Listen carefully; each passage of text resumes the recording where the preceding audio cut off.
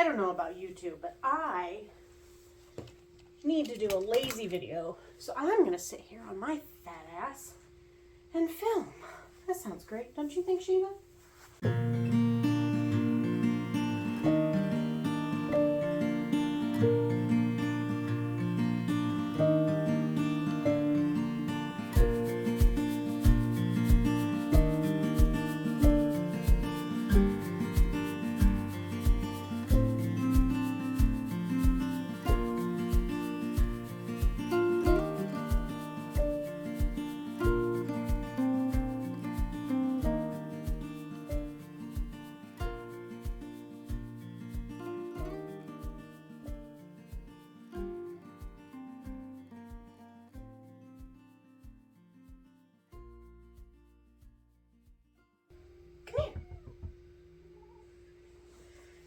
Come here. Yeah.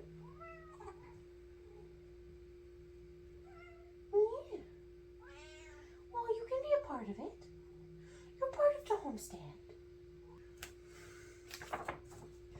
Hello and welcome to Hawthorne's Homestead. Just kidding. I just don't normally write a script, and if you see me reading, that's what's going on. I just wanted to make sure that all of my thoughts were organized and decently put together for this video. So hello, like I said, welcome to Hawthorne's Homestead. My name is Elizabeth, and it is wonderful to have you here. I am filming this on November 1st, and we are full steam headed into Christmas and the gift-giving season, and I've seen a lot. Actually, let me back up. I wrote a script and I'm not even reading it. So, to start, this channel is meant to be a safe space for everyone, whether we agree or not. Some of the topics that I'm going to bring up today do have some political implications, but I do not want that to be the focus. And should you choose to leave a comment, please be kind and respectful to everyone. That being said, I've seen a few videos on TikTok where people are talking about boycotting the holiday season this year. And I just kind of want to add my 2 cents into that. There's also a lot of, I don't want to call them counter videos, but there's videos kind of with that saying, okay, I see your point. Maybe this year, instead of doing a huge consumerist Christmas, let's find other methods to enjoy the holidays. And that's kind of where I'm going with this video. So talking about the boycott and everything, and everybody saying we're going to hit them where it hurts, which is their wallets, in case you were wondering, it means something different to everybody. But the main idea behind it is that big businesses are having record profits, and that money is not trickling down to those who really need it. And my proposal,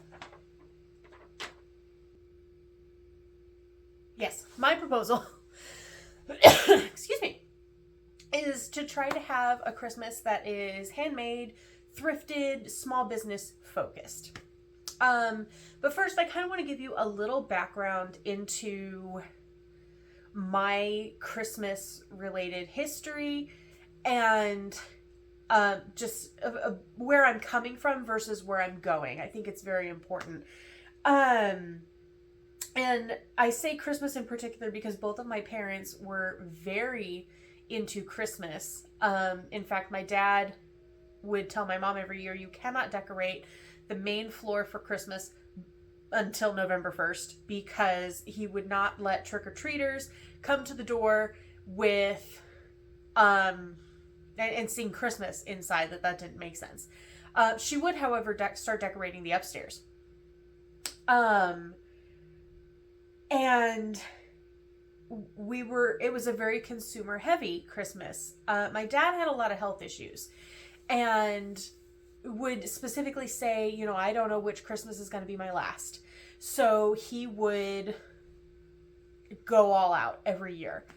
And he did have he did some woodworking, but for the most part, he didn't really have any hobbies. His hobby was taking care of his family, and it was a very, like I said, consumer heavy Christmas, to the point that we would have like 6-hour present opening marathons. And I don't mean a free-for-all. I mean, we had 5 people and we went around in a circle, each person opening one gift at a time. But we'd still have to break for lunch and then go back and open more presents. And I didn't think anything of that as a kid. That was just normal to me. I say that my dad had 2 love languages. They were acts of service and gift giving. And mom was very similar, but she did make some things because she sewed and crocheted, still does. And so a lot of the gifts from mom could easily be handmade, but dad, more than often, would buy. And the year that I had turned 18, my birthday's in February, and so it was that year, I had a job for the first time.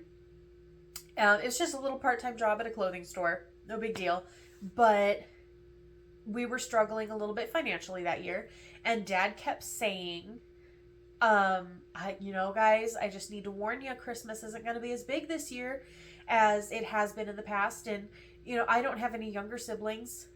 I was the youngest and 18. And, we kept saying, Dad, we get it. We're not kids anymore. We totally understand. And, it's not a big deal. And he felt like it was, because partially, I think, because he felt like he set an expectation. That's the word I want. That he set an expectation and he couldn't meet it that year. But also, like I said, his love language was gift giving, and he felt like he couldn't accomplish that. And so he was kind of depressed that Christmas. And so that year I decided it was my turn to bring the magic. And I did make a lot of things, but I also, because I had money, I bought a lot of things. I gave 15 gifts each to mom, dad, grandma, and brother. And so I hid all of them, and hi, kitty.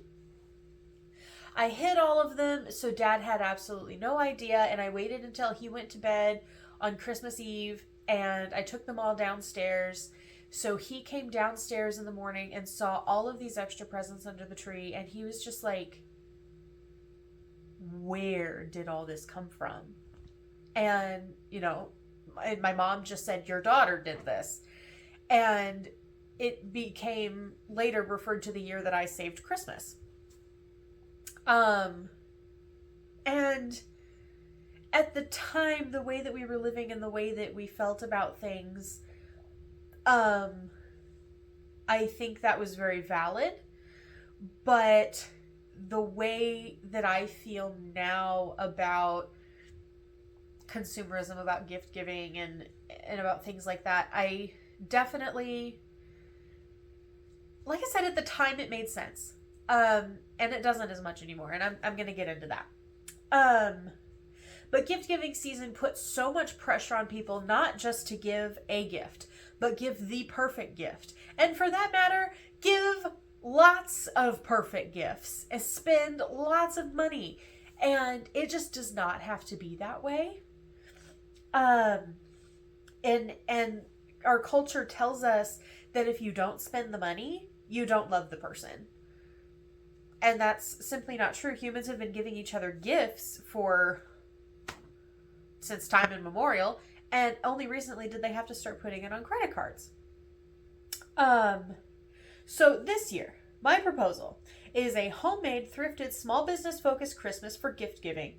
I also propose possibly fewer gifts, depending on physical gifts, depending on what you and your family are used to. And trying to find ways to spend time with each other. So some people talk about things like, you know, you give 5 gifts, a thing they need, a thing they want, something to read, something, there's different numbers, different things for that. And I kind of agree with that to an extent. I don't personally like to be limited by, okay, I need to get one thing for this and one thing for this, because my brain, I would be way too into that. But I do work on trying to make most of the things. If I don't make it, I try to thrift it. If I don't thrift it, I try to buy it from a small business. I am literally buying one thing from Amazon this year, and that's because that was the only place I could find this item. And I think I got lost. Hang on. So yeah, I'm going to talk about what I'm going to do for Christmas this year. And I'm not going to show you all the gifts because I do have friends and family who watch my videos, and I don't want to ruin the surprise for anybody.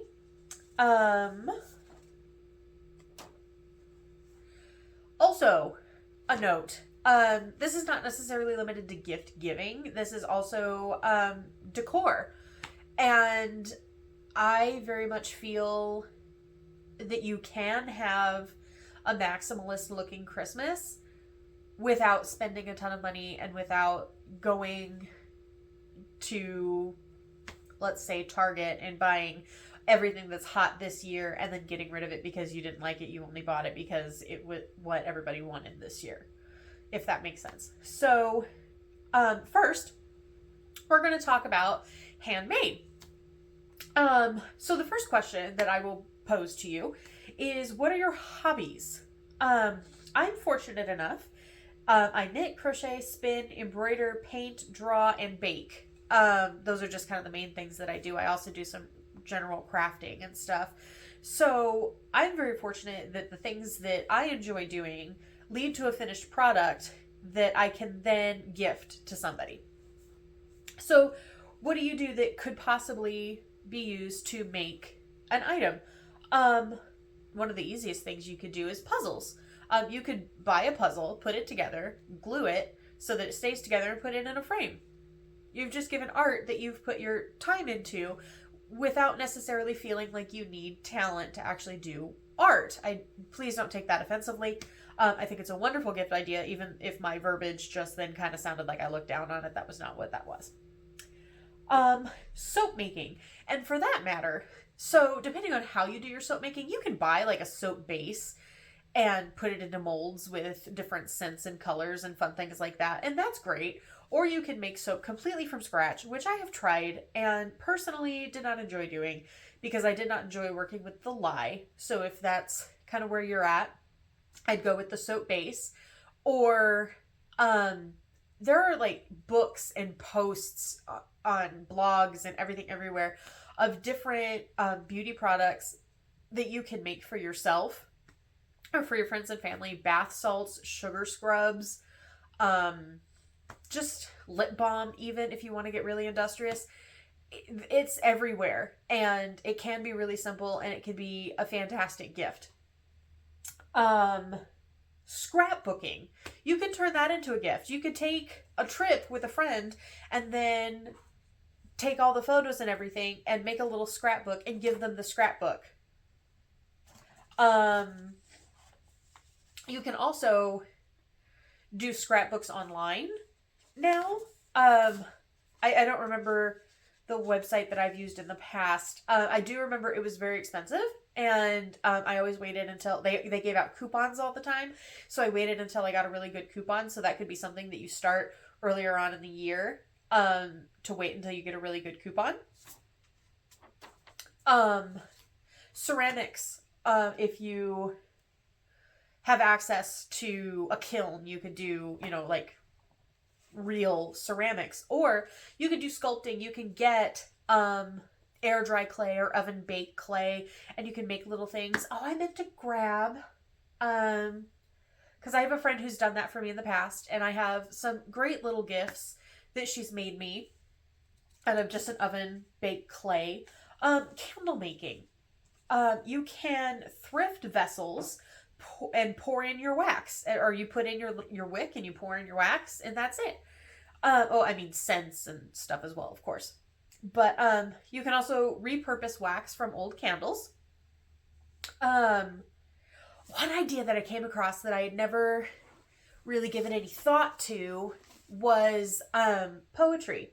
And you could write a poem for somebody, and you can either handwrite it or you can type it up, whatever works for you, and make it look cute and pretty and put it in like a thrifted frame and give it to them. I think that would be a fun idea if writing is something that you're into. General crafting. What do you do? If you craft, what do you make? Would somebody enjoy having that? Give it as a gift. I'm going to get to you, dear. Okay, so I've obviously given you a couple ideas here, but if you need more ideas, you can do what I did to make part of this list and Google hobbies. Like literally go to Google and type in hobbies and you'll get lists of hobbies. And try something new. See if it sticks. Maybe you'll find a whole new passion. That would be really cool. And gifts do not need to be grand or complex. You could bake somebody cookies and put it in a thrifted cookie tin. In fact, I have a friend this year that I asked her what she wanted for Christmas, and she said, honestly, just bake me something. You cook, and you cook well. Just give me some food. I hadn't even thought of that. And I was like blown away. I was like, okay, cool. And you don't need to overthink your decor. Whether you're a minimalist or maximalist, there are so many ideas. For example, I made this wreath. I found a wreath form at Goodwill, and I got some yarn that I had that I wasn't going to use for anything else. I might have come up with something eventually, but this is what I came up with. And I just wrapped it around the wreath form and hot glued it down. And I got some of these, I believe these are the ones I bought because I did try dehydrating some oranges, and I think I needed to dehydrate them longer or something. I don't know exactly, but these are some oranges that are dehydrated, and I made a couple of these. So that's part of, I just got fuzz on me from this wreath. Excuse me. I also took some old cardboard and a paint pen, and I made a little, I made 3 of these. This is my Christmas village, and I put a little fake tea light in there. A fake tea light. Do not put a real tea light in a cardboard box. For the love of all that is shiny, please do not do that. What else do I have in here? Using natural elements is also really fun. I just used puff paint on the pine cone to give it the white effect, and just took some scraps of ribbon that I had and tied it together, and now I hang this on one of my doors, and it's really cute. I think that's all I have that I pulled as samples for Christmas decor. So let us move on. I'm just gonna make a mess, just so everybody knows. This is just gonna be a mess where I'm just gonna put stuff places. Oh, handmade. Hi. You're a good kitty. They are not used to me being on the floor where I can pet them. Gifts that I'm giving this year. A friend of a friend has a dog whose name is Huxley, and so she's a German Shepherd, and so I just embroidered an outline of a German Shepherd, put her name. It's something that you can make as simple or as complex as you'd like. From my friend, I learned that he would prefer simple, so that's where that is. I crocheted my mom a little chicken because that's something she wanted. I'm not sure I'm happy with this chicken. She might get a different one. I haven't decided yet. Almost every year, I make my mom a pair of socks. Sometimes they match and sometimes they don't. And this pair ultimately doesn't match because I accidentally grabbed, It's the same yarn, but I grabbed 2 different colorways because they were both in the same bin and I wasn't paying enough attention. And I just went, ooh, pretty, and bought it years ago. And so I was like, I need to do something with this yarn. I don't always make Mom matching socks, so let's make her some not matching socks. Mother also requested a hat in this style specifically, in navy blue, so she requested this specifically. And I don't want to take the plastic off. This, I had a photo shoot done. I don't know how well you can see it with the plastic. It might have a glare.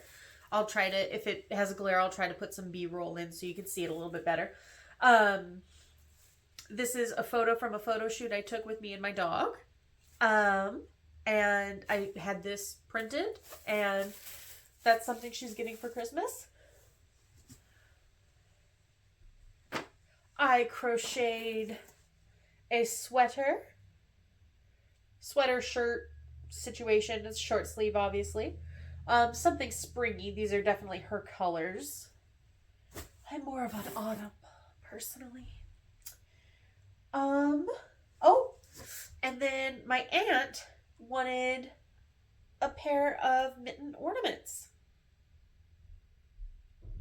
Are those adorable? Okay. Thrifting. Thrifting can be a huge topic. You can find all kinds of videos and stuff on it on YouTube, and thrift with me and fun things like that. You can thrift either for like, this is the item I am gifting, or buying something that needs fixed up a little bit, but you have the skill, and so you fix it up and make it really nice. Those are fun projects as well. So reasons to thrift: affordability.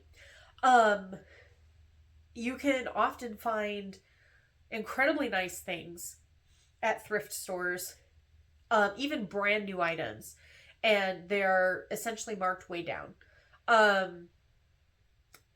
There are environmental benefits. To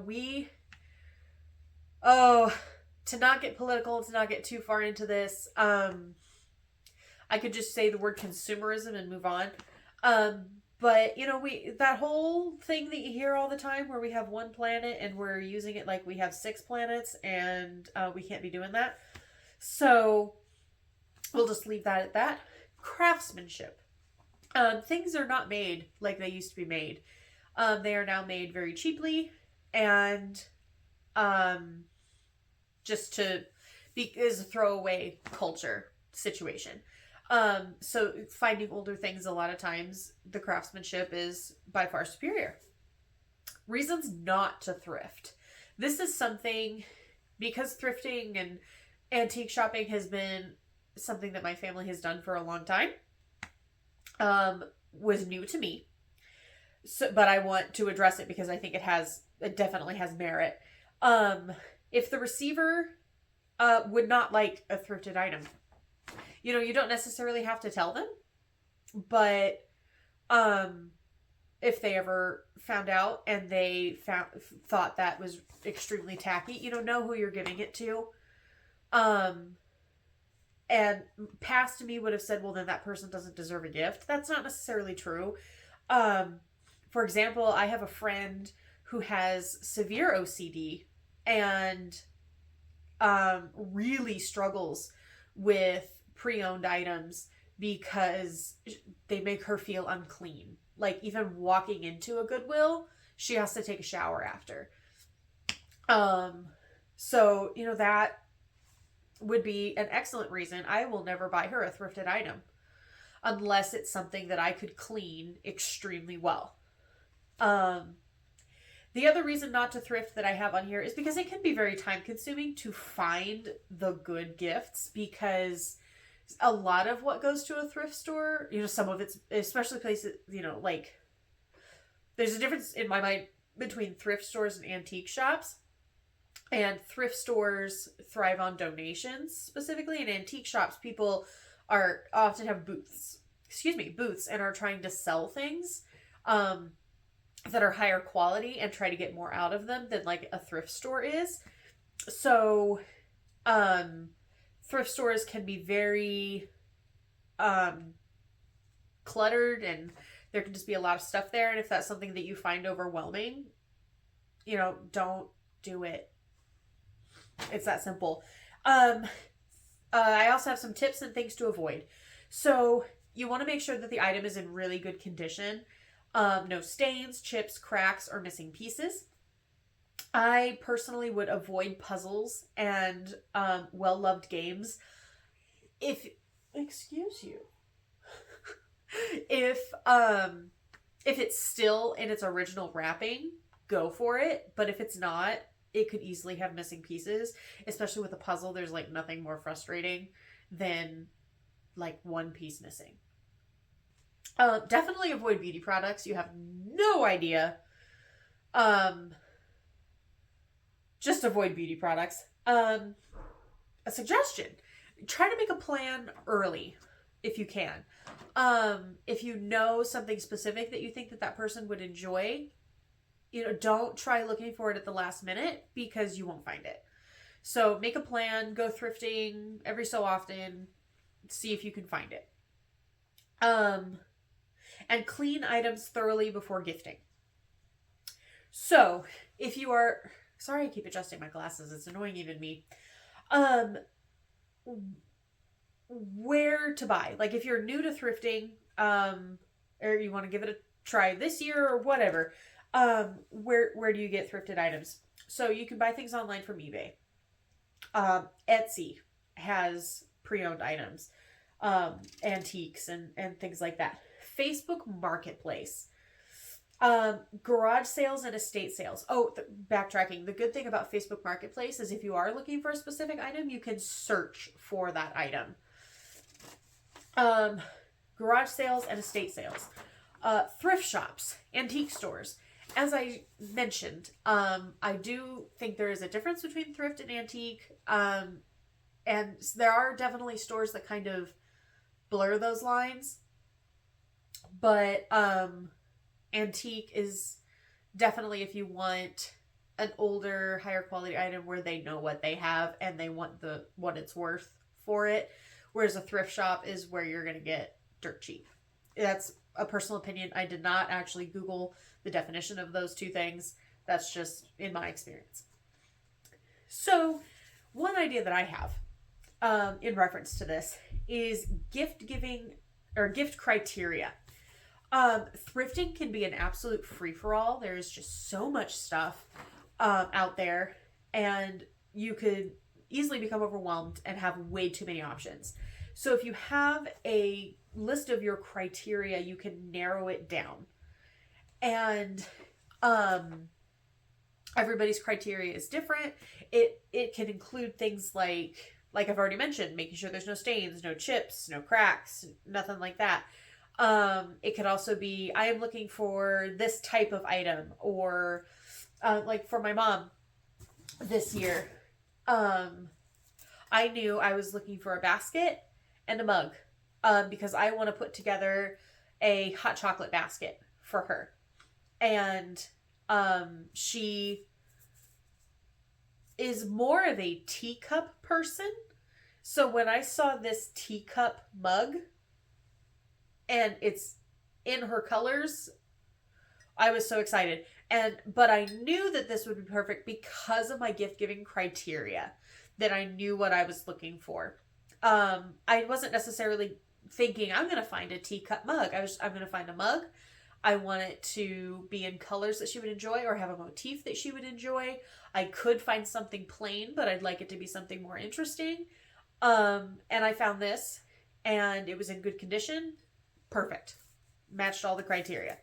So there's that. Some other thrifted items that I have. This obviously says Merry Christmas. And if you look at it up close, it looks like, and the snowman even, everything looks knit. So it was Christmas and knitting, my two favorite things. So I bought it. Okay. Another thing I thrifted this year. These are my mom's kitchen colors. Blue and yellow. And it's just a cute little canister that she could use for anything. It was in good condition. It's actually Williams Sonoma. That's interesting. So that kind of goes into, you could get, like higher end items. I paid like $2 for this. Maybe $3.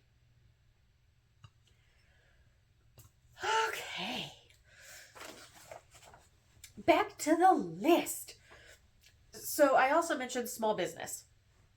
And find local stores, bakeries, or services to gift from. Etsy, you're still supporting a small business. In my town, I can think off the top of my head of several small businesses. Going to craft bazaars is definitely a good way to support small businesses and find all kinds of fun, potentially unique items. And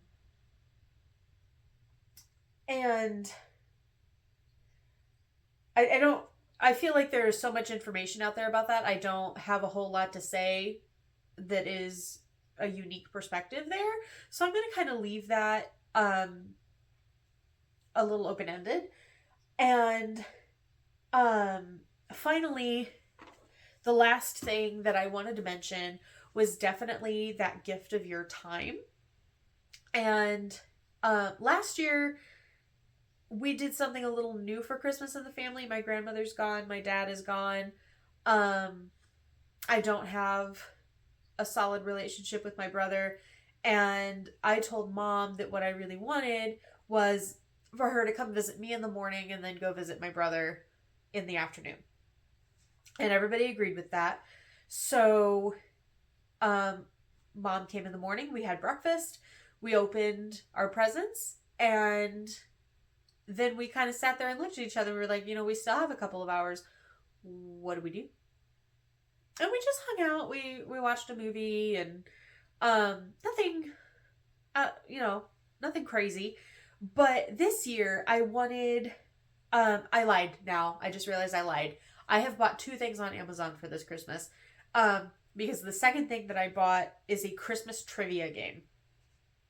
And Mom and I are going to play that on Christmas morning. I really hope it can work for just 2 people.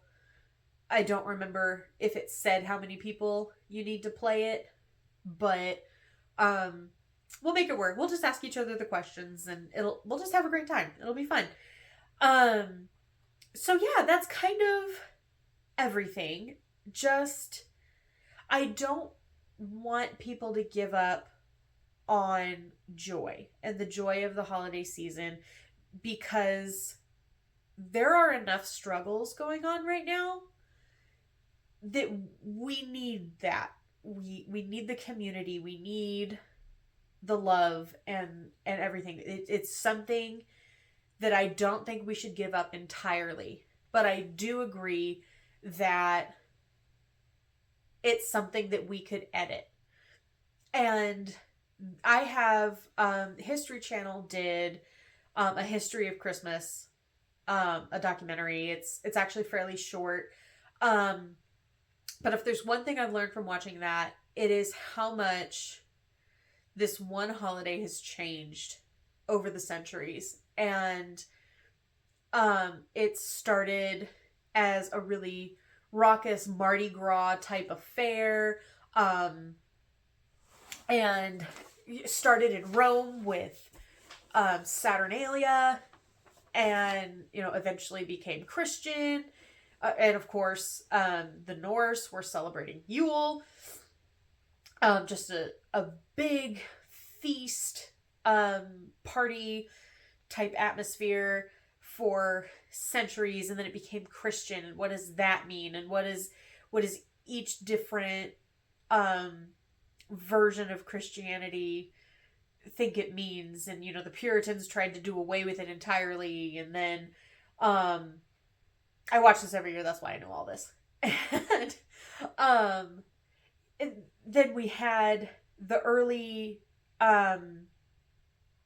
the Victorian era, where we were starting to have the class rioting. We had like the development of the middle class essentially, but there was so much the unrest because of kind of some of the things that are going on now, where we have like the super rich and the people, at the top and the people at the bottom, and what does that mean, and what do we do about it? And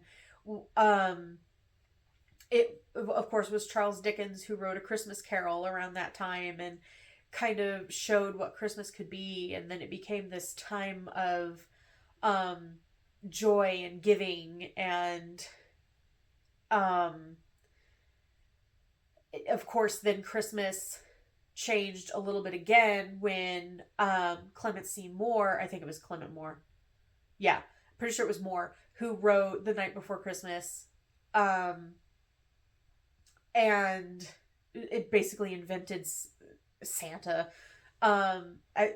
He was around a little bit before that, obviously, but because he started as a saint, but I digress.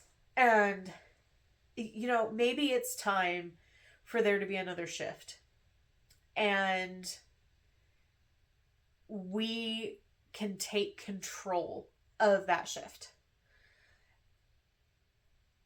Yeah, that's sorry, I feel like this is like a light topic but a heavy topic at the same time, and like I don't know exactly where to leave you off.